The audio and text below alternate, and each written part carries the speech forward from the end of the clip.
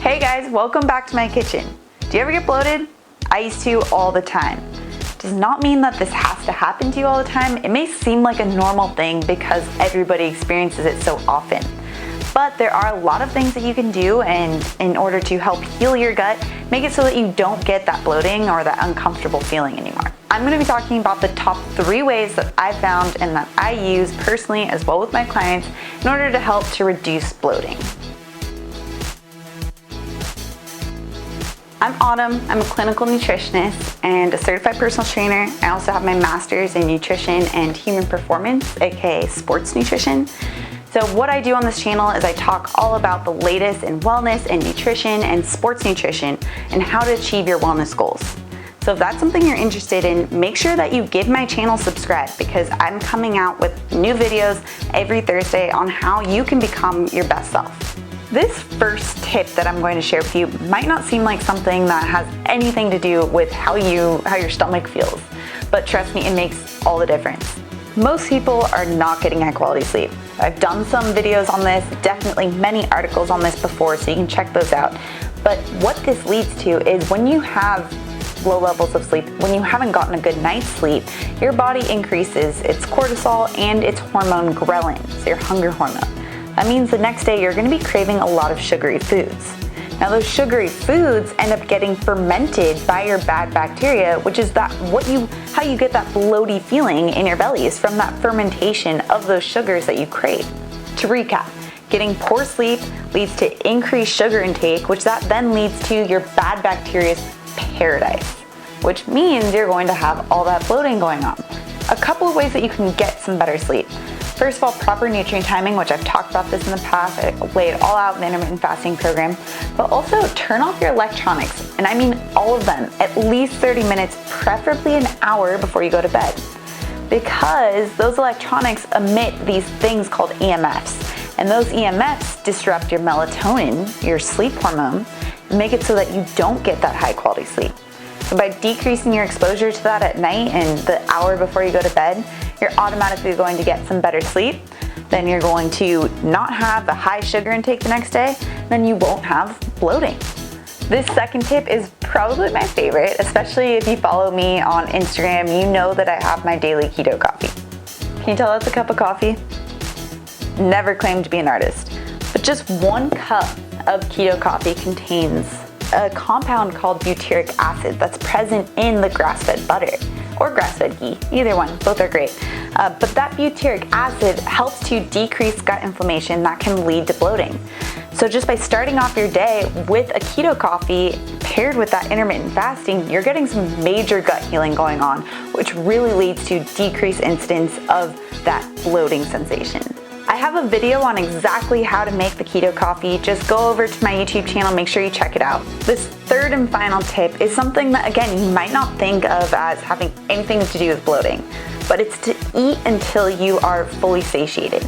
So when you go to eat, making sure that you are actually satisfied with your meal and you aren't still hungry, aka just not snacking throughout the day, especially when it comes to your first meal.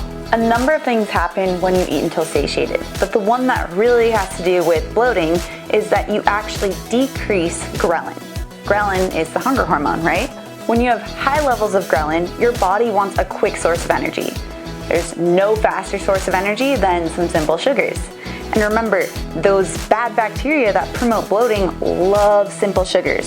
So they will go to town on anything that you eat that contains simple sugars, which will be rapidly fermented and cause that bloating sensation.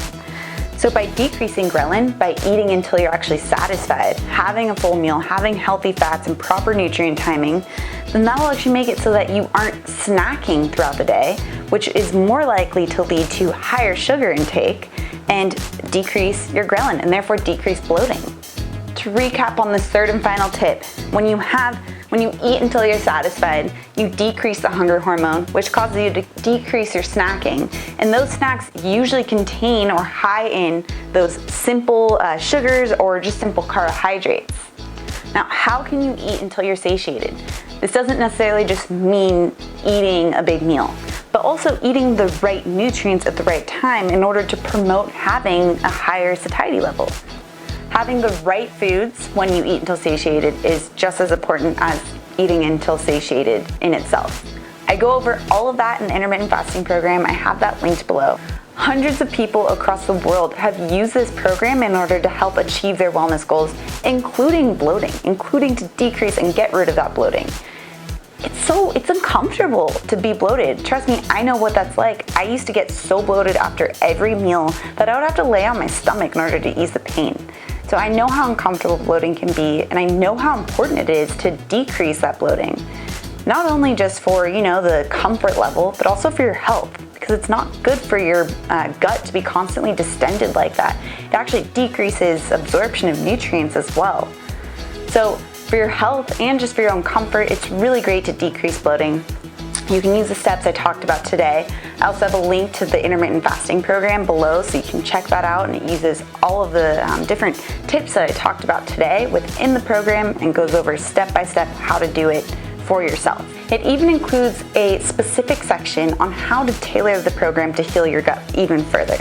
So if that's something you're interested in, especially if you get IBS or if you commonly get bloating sensations, then you really should use that extra tweaking within the program in order to heal your gut properly. Thank you for joining me today in my kitchen. I hope you guys learned a few things that you can take back and apply to your own health and help you achieve your wellness dreams. Remember, if this information helped you or if you feel like you got something out of this, give my video a like and subscribe to my channel. Both of those make it so that I can keep putting these videos out so that I can give you this information that will help to change your life.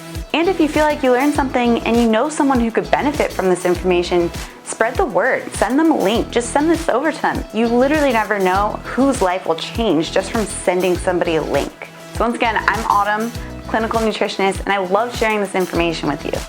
So I'll see you guys here next Thursday with a new video on even more information on how you can become your best self.